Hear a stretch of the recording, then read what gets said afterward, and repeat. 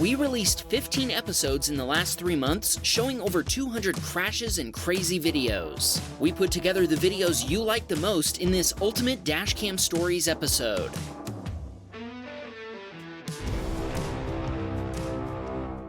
Cameron was driving his Nissan Altima on I-39 in San Antonio, Texas. All of a sudden, he got pit maneuvered by a semi-truck. Did it now. Truck! You mother! The semi-truck merged into Cameron's car, which sent the sedan spinning across 2 lanes before getting T-boned by a Volkswagen Beetle. Both he and the Beetle hit the concrete barrier before spinning to a stop on the shoulder. They both made police reports and filed insurance claims. The truck driver said he hadn't seen Cameron's car. Marvin was driving his Chevrolet Camaro SS to work when he witnessed an accident.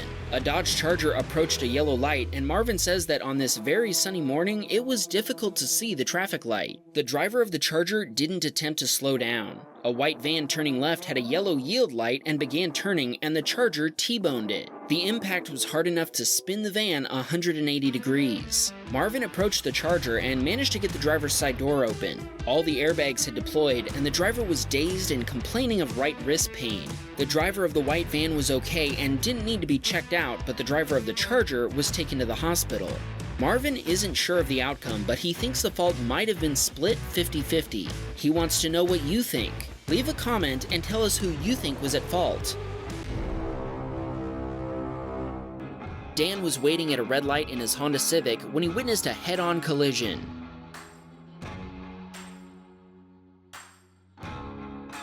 The driver of a silver SUV turning left failed to yield to a black sedan, resulting in a massive crash. First responders arrived within minutes, and the drivers were able to walk away from their vehicles without any significant injuries. Derek had just picked his daughter up from the babysitter's house and was on his way home when he approached a traffic light that had just turned green. Traffic in his lane hadn't started moving yet, so he had to slow to a stop while waiting for the cars in front of him to start moving. That's when he felt an impact.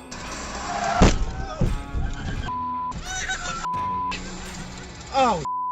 A lady in a Jeep rear-ended him at 45 miles per hour, sending him crashing into the car in front of him. Both Derek and his daughter walked away from the accident without any injuries at all. Unfortunately, the lady driving the car Derek had been pushed into was pregnant, so she requested that an ambulance take her to the hospital just to be safe. The police were called to the scene, and the Jeep driver was found to be 100% at fault. Unfortunately, Derek's car was totaled.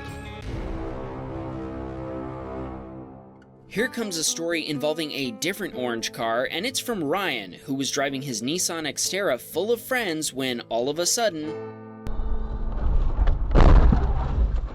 You dumb f***!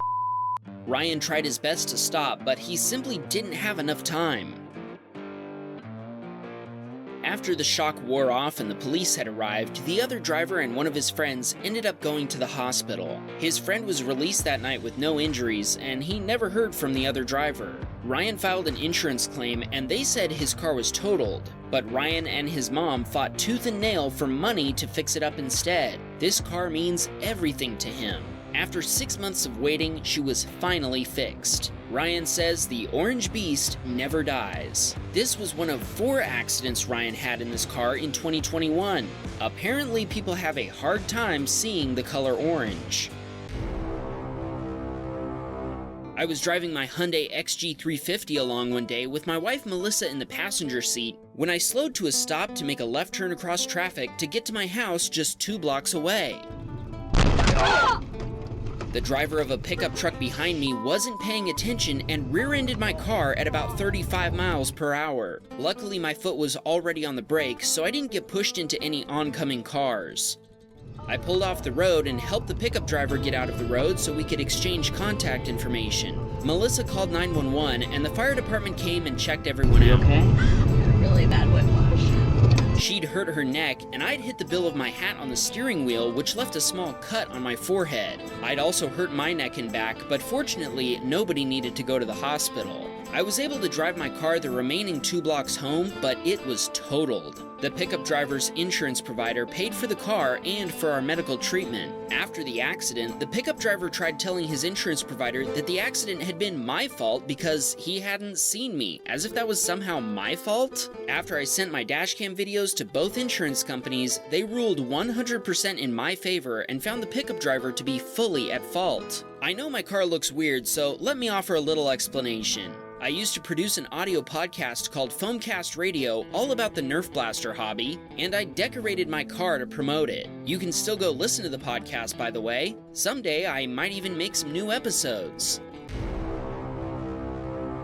Noah was on his way home in San Diego, California in his 2016 Ford Fusion. He'd told his wife to take their 1.5-year-old baby home in her car and he'd meet her there. Suddenly, the driver of a gray Honda Civic turned in front of him at an intersection. Noah was knocked unconscious and the other driver fled the scene. Police responded and Noah was transported to a hospital with only minor injuries. Unfortunately, Noah's Fusion was totaled, but the good news is that the San Diego Police Department caught the Civic driver that same night. This submitter was driving her Acura in Yonkers, New York when the driver of an unmarked van made an illegal U-turn across her lane. Unfortunately, the submitter's vehicle was totaled. The driver of the van then took off, turning this accident into a hit and run. The submitter contacted the police, but they had no luck deciphering the license plate number. If you recognize this white, unmarked GMC Savannah or know who it belongs to, please contact us directly, and we'll pass the information along to the submitter.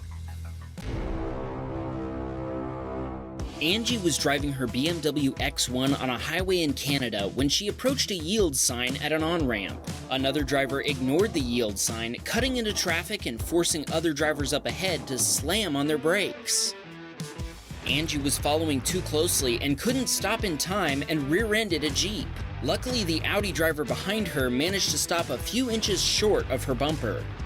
Angie filed an insurance claim and her BMW was deemed a total loss. Since the value of used cars has skyrocketed, she actually got back exactly what she paid for it over 20 months ago. The Jeep that she hit had a steel bumper that didn't even get scratched, so the driver didn't even bother to file an insurance claim. John was driving his Ford Mustang Mach-E in Huntsville, Alabama. As he approached an intersection on a green light, the woman coming from the right ran her red light. John slammed on the brakes, but he had no chance to stop in time and crashed into the back of the Kia. They filed insurance claims at the scene and the woman took full responsibility. I guess John's dashcam footage would be hard to argue against. The rear bumper cover of the Kia was torn off, and at first the damage to John's Mach-E didn't look too bad. Unfortunately, John later found out that the shop wouldn't be able to fix it for 3 months due to long wait times on replacement parts. The car is undrivable because the forward-facing sensor is now angled to the side, so the car slams on the emergency brakes whenever another car passes it. John's insurance provider gave him a Dodge Ram 1500, pretty much the opposite of an EV. He's thankful he wasn't going any faster and that he has a dash cam. He also recommends that everyone should invest in a quality dash cam. Damien was driving his Kia Sportage home in Auckland, New Zealand. He'd been visiting a friend, and about 2 minutes from his house, he entered an intersection on a green light.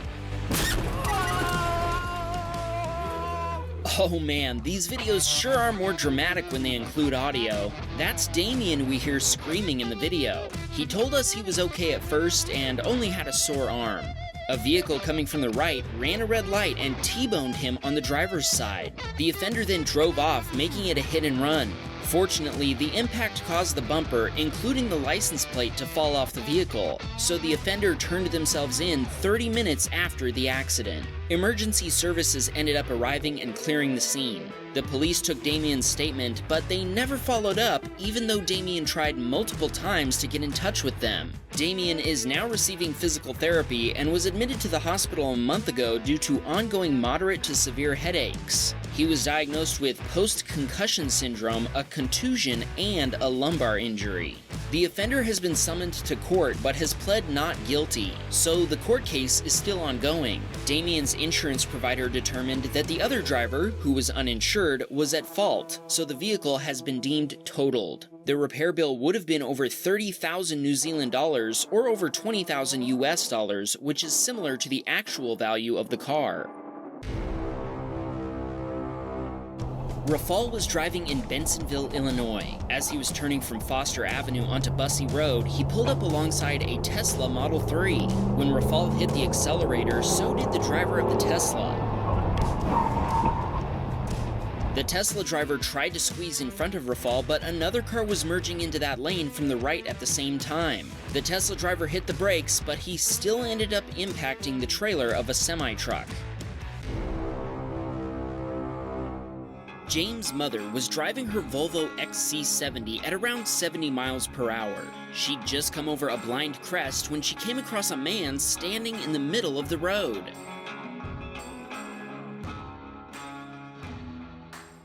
She tried to go around him on his left, but the man lunged into her path to pick up something from the road. Instead, she veered to the right and the car went flying off the road and ended up in a tree in someone's yard. The jaywalker then calmly walked over to the wrecked Volvo, but he took off as soon as neighbors arrived and other drivers stopped to help. Thankfully, everyone survived. Since the impact was on the rear end of the car, no airbags deployed. James' mother sustained a mild concussion, but her friend in the passenger seat walked away without a scratch. The car was deemed a total loss by her insurance provider. Robert was headed home in his Volkswagen Golf Plus after picking up his mother from work. Suddenly, the driver of a Ford Focus ran a stop sign.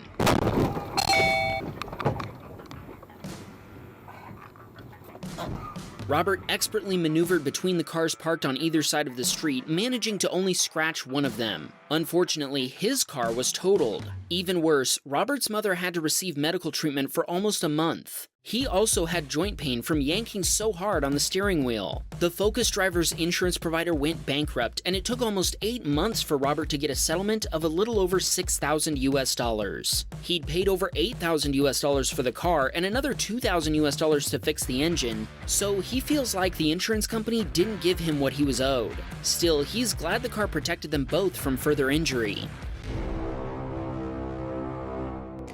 Jean-Paul was driving down a narrow road in Germany when he lost control of his van while trying to pass another vehicle coming the other direction.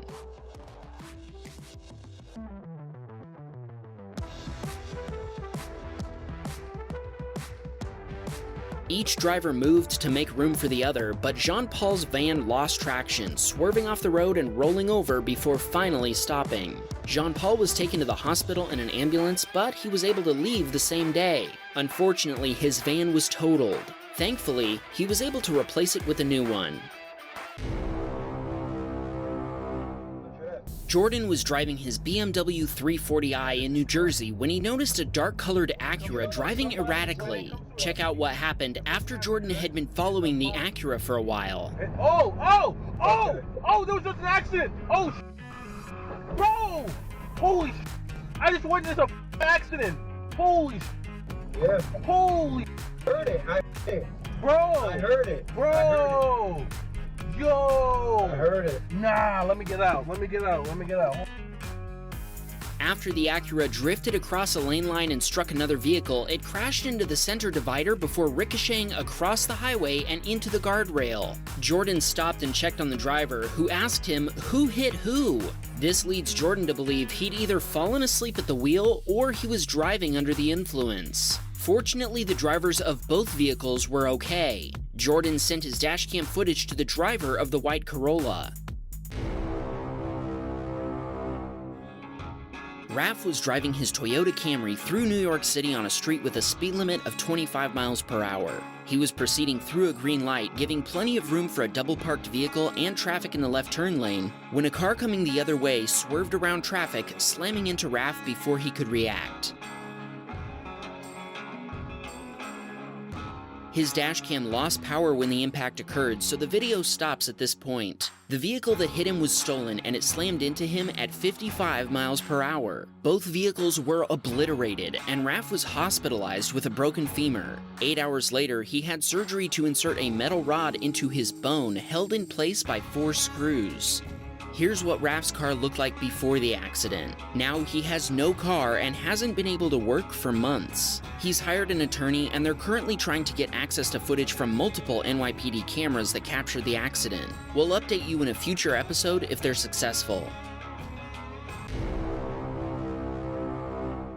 This submitter was driving his Volvo XC70 early one morning to work when he fell asleep behind the wheel. The airbags deployed when the car came crashing down, and the driver immediately felt pain in his back.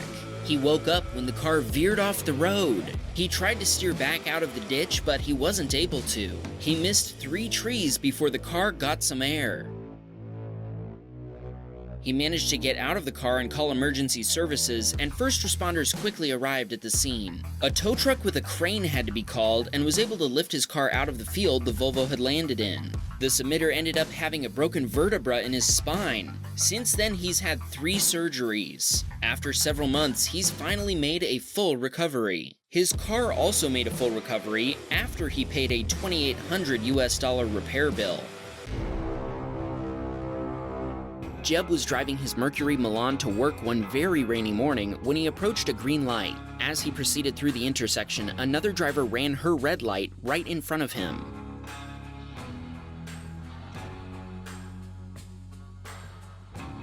The woman in her 70s stated after the accident that she hadn't seen Jeb's car. She reported some pain and was taken to a hospital to be checked out, but thankfully, Jeb was okay. Her insurance provider took responsibility even without seeing the dashcam footage, and Jeb received a settlement for twice what he'd paid for the car in the first place. He was also able to salvage his custom wheels and roof rack.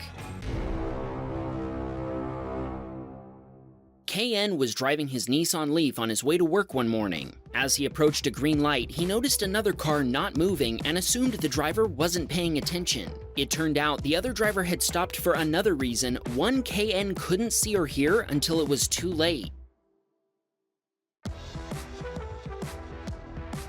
A San Francisco police car T-boned KN's car and pushed it into a light pole, totaling both vehicles. Later investigation revealed the cop car hit the Leaf's driver's door at 32 miles per hour. The cop car spun around and struck the Nissan in the back as well, shoving it hard into the light pole. A witness later said the cop car had accelerated before the impact, and both vehicles' airbags deployed. The official police report stated that the officer driving had slowed down for the intersection, and since KN didn't have comprehensive insurance coverage, he got nothing in the way of compensation after being found at fault. KN's Nissan was completely destroyed, and he was briefly hospitalized before making a full recovery. Fortunately, he was able to replace his car with another of the same year. Hey guys, if you can see that red subscribe button, that means you're not subscribed to the Wham Bam channel yet. It would mean the world to us if you would do that, so please hit that subscribe button. Thanks!